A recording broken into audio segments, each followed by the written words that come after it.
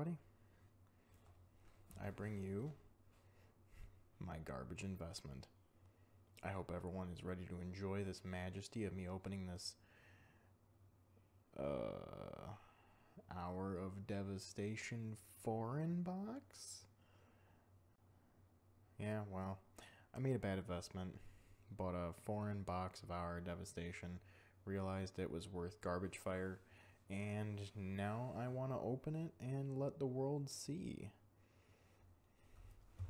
Okay, to be honest, I just kind of want to make this video, bring my bad investment to everyone's light, and tell everyone what this channel is about, so everyone can kind of see. This is kind of like our intro video. Me and a few buddies want to make a YouTube channel about Magic. We got a lot of opinions, a lot of views. We really like Commander. We do a lot of that stuff, and kind of want to open this box and tell everyone what we're about. So I guess let's get to it. I don't even know what this is. It's gonna help me open the box though. Maybe. Nope. Don't damage the packs. Okay. We're in. Okay, seal's broken. It's done.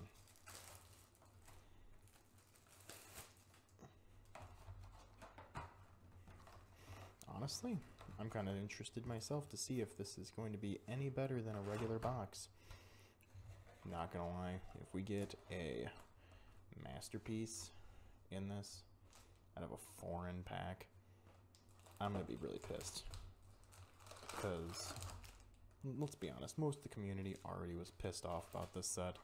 No one could ever read the masterpieces, the Amonkhet invocations that came with it. And they're good cards, they just didn't do a whole lot. They looked gorgeous, but like, oh, what the hell? You guys see that? They're like long. Anyway. That opened way too easy. What is this, resealed? Nah. Anyway. People are really upset about these cards. Oh, they're backwards. What does that say? Can you guys read that? Me neither. But yeah, everyone was really upset about these cards. They like really didn't do a whole lot. I mean, the commons and uncommons were kind of garbage. You had some really bad mythics. I mean, it was kind of just invocation or miss. Anyway, enough about the packs. We all know about Hour of Devastation. We already know it's a bad investment, that it's invocation or bust. Let's be honest now. What? I don't know. Anyway.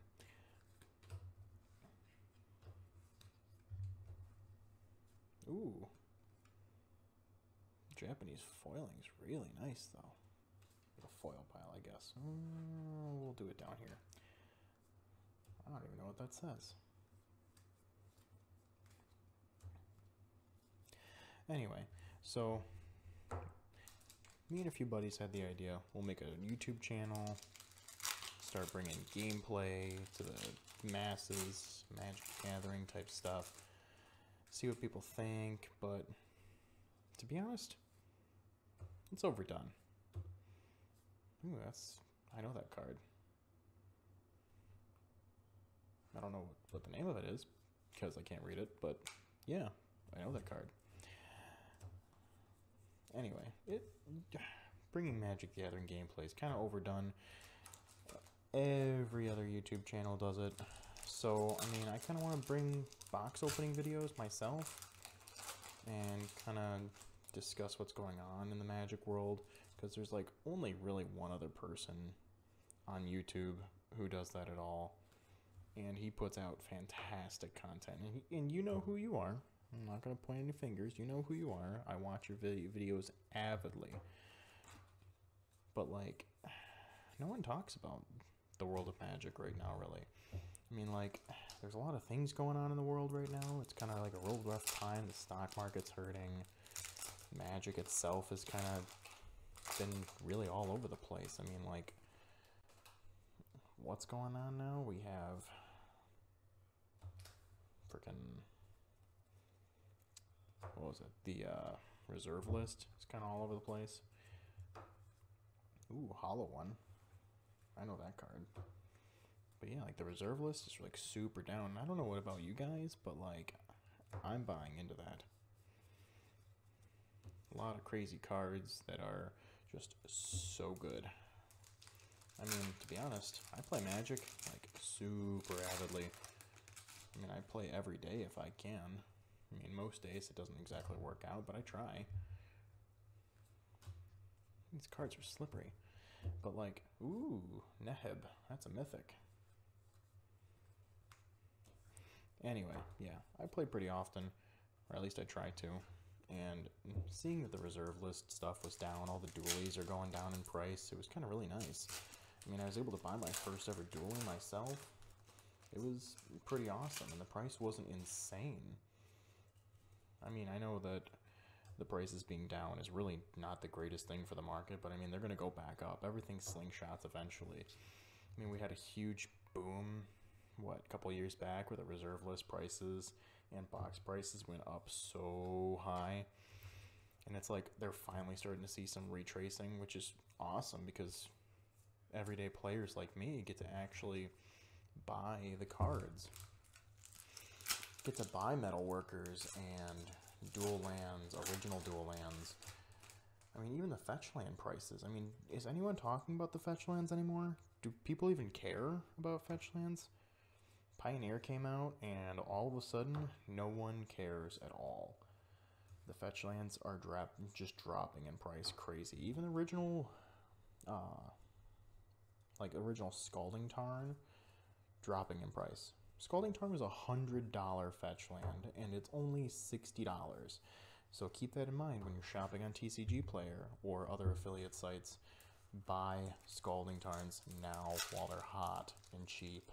I mean, Modern's going to come back, let's be honest.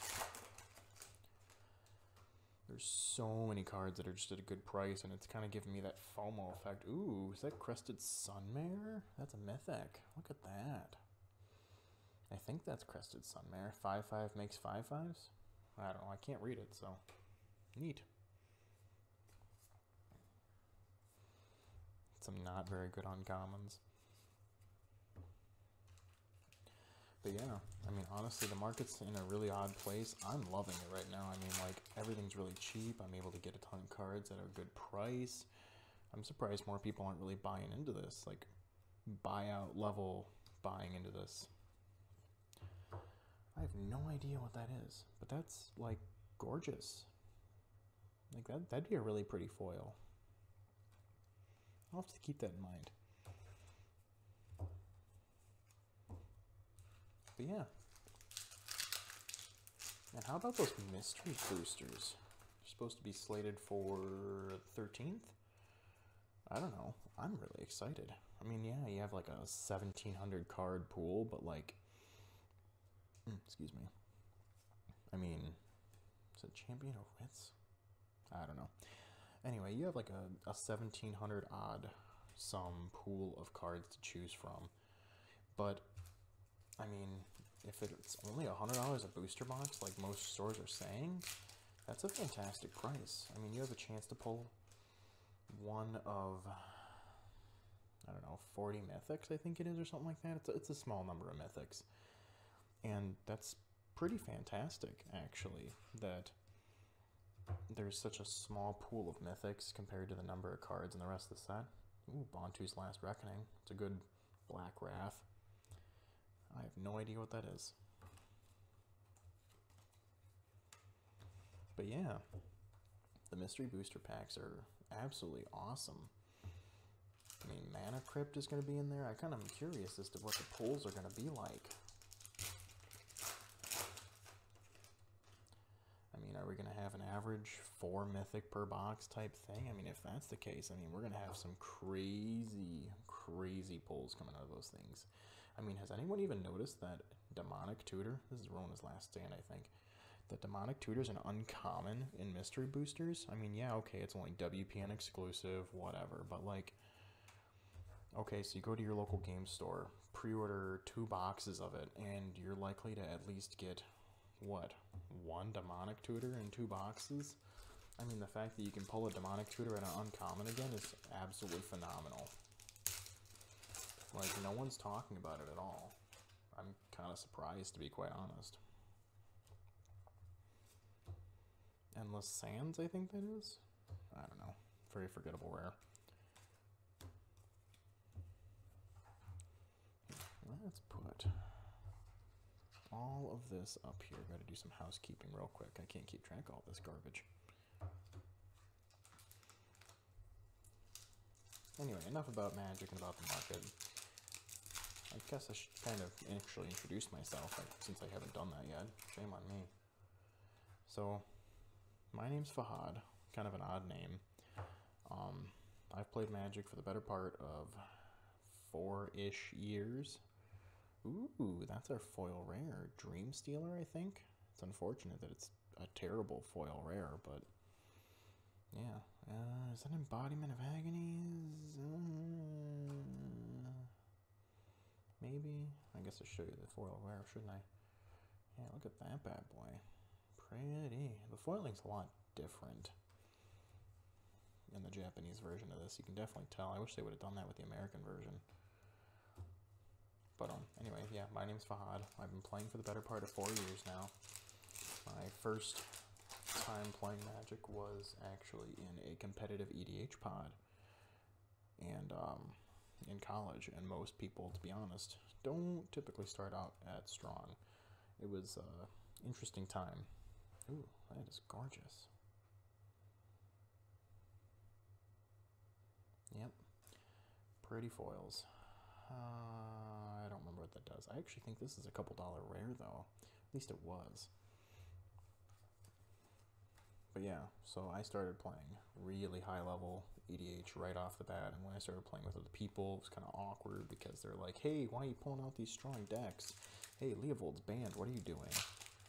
And kind of a bit of an awkward time, but kind of got the hang of things. It was pretty fun. But eventually, me and a few buddies who were really into Magic decided it's time that we start talking about the YouTube community. There's not really a whole lot of new content coming in. Ooh, that's gorgeous, by the way. Foil planes. Look at that. No bending at all. Anyway. Pride Sovereign. Not a whole lot of YouTube channels out there are really starting to, like, come into the woodworks again. No one's really starting new Magic the Gathering YouTube channels. So we're like, let's start something up. A couple of us actually work together, and we play at lunch every day if we can. So we're like, let's start videotaping some games and actually try and I don't know, make something of it. Show some people what we're doing. Kind of show some people our ideals when it comes to Magic. Maybe some people will like it. I don't know. I just kind of like the discussion. Having a big group of people to discuss Magic with is fantastic. And having the community out there, like a larger community, is just absolutely awesome. I have no idea what that is, but it'd be another gorgeous foil.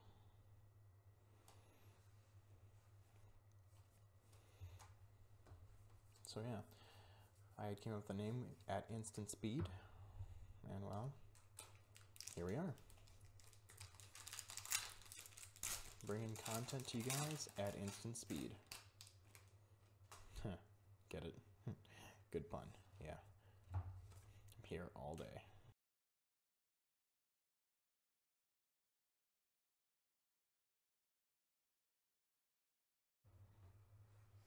Alright, and we're back.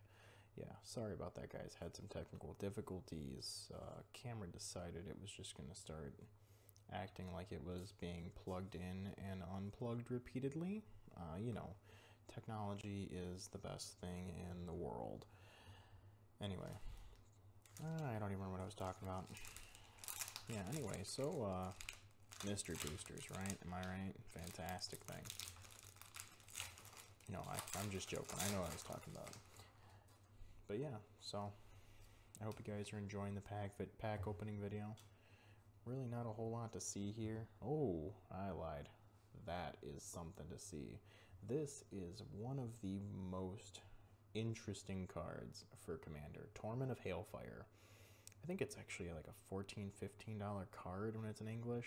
Probably like half that in Japanese, to be honest. But either way, this card has seen so much talk in the EDH community, the Commander community, because honestly, people find this to be one of the most hateful cards in Commander, and they really want this card to be banned. I mean, I don't really understand what's so wrong with it. I mean, okay, so it gives players a choice between just losing the game, of course that's no fun, or sacrificing their permanents and discarding their cards to not lose the game. I mean, it's better than Exsanguinate. Exsanguinate just makes you lose the game. Just straight up, you lose this much life. Sorry, sucks to be you. I mean, Torment of Hailfire gives you the option. I almost wonder if it's just because players don't like having the choice to destroy their board state instead. But I guess that's my personal opinion. Ooh, Ramunap Excavator. This is Crucible Worlds on a stick, if you guys don't know. Of course, you can't read it, but anyway, if you guys don't know what Crucible Worlds says, it says that you can play lands from your graveyard instead. So, it's a really fantastic card. Has a great combination with those fetch lands I was talking about earlier. Pretty much guarantees you a land drop every turn if you have a fetch land in your graveyard. It's a gorgeous card. People really discount it. Which, by the way, Crucible was recently printed in M19, so if you guys don't know, it's at the cheapest it'll probably be for a while. Cat Token, Island, and Bird Wizard thing. Something. Don't know. Can't read it. I remember this card. I don't know what it does, though. I'll have to look that up. It's kind of an interesting card.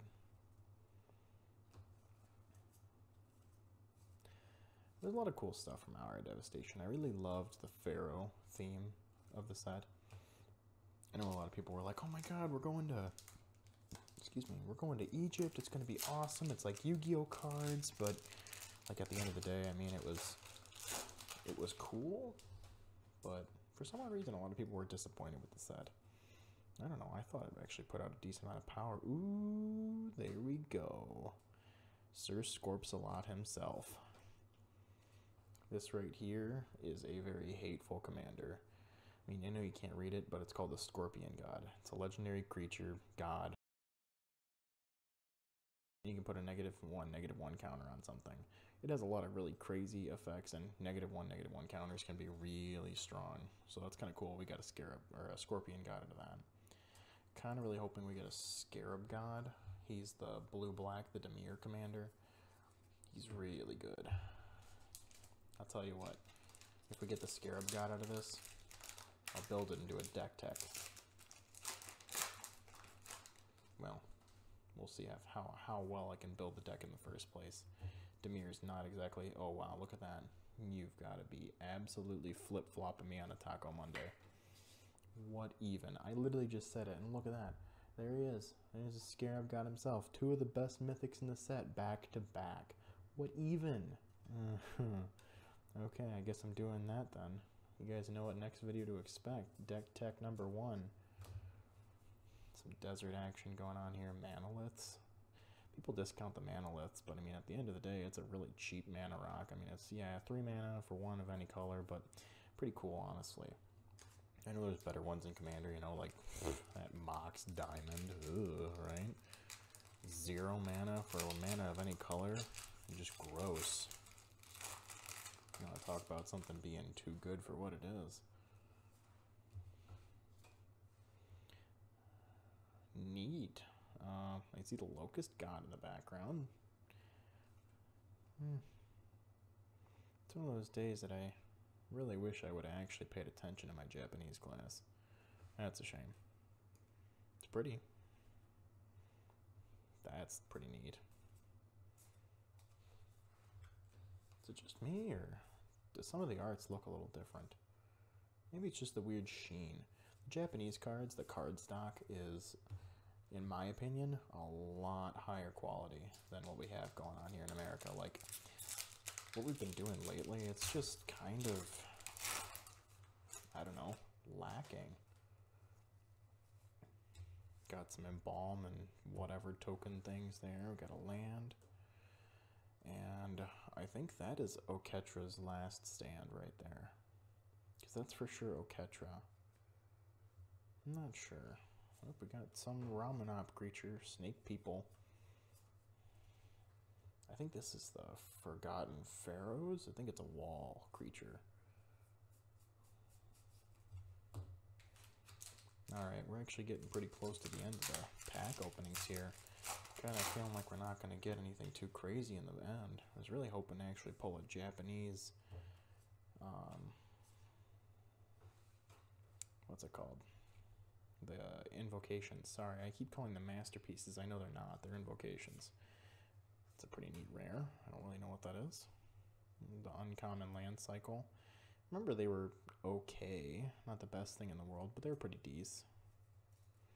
I know the basic land cycle, or the common land cycle in the set was pretty bad. They're cycling lands, but they come in tapped if you play them, so it's like a bit of a double-edged sword. Although, maybe they were pretty good in standard because they were cycling, I don't know. I'm a commander player. I play with power. Anyway. Ooh, Hour of Revelation. 6 mana. Costs 3 less for something. I think if there's 10 or more permanents on the field. So you can pretty much pay 3 mana to wrath the board. Destroy everything. It's pretty good. Not worth a whole lot. I mean, we're kind of kicking the bucket on wealth right here. Anyway, I mean, we're opening a foreign Hour of Devastation. I mean, it's already bad enough it's Hour of Devastation. Not to include the fact that it's also foreign. Oof. I mean, nothing on foreign cards, you know, but like, it's just a shame the value just isn't there.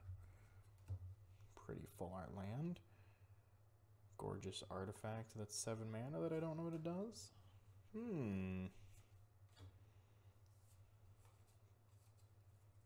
Survivor's Encampment. It's a decent common land.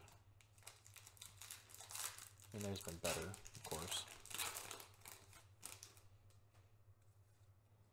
Oh, hey, there's the Crested Sunmare token. Sweet. Horse tokens. Oop, that's a mythic. That's a mythic that I don't know. Wait. Are we at 5 mythics? Oh. I'll be darned. We're at 5 mythics. Well, that's actually pretty dope. Wow, who would have thought this was actually a pretty banging box? I've been sitting on this box for quite a while, I'm not gonna lie. I mean, like, I bought it. I was expecting it might go up eventually, but, well, you know, new to Magic investing and all that, and it just kind of didn't do so well. Whoop, rare land cycle.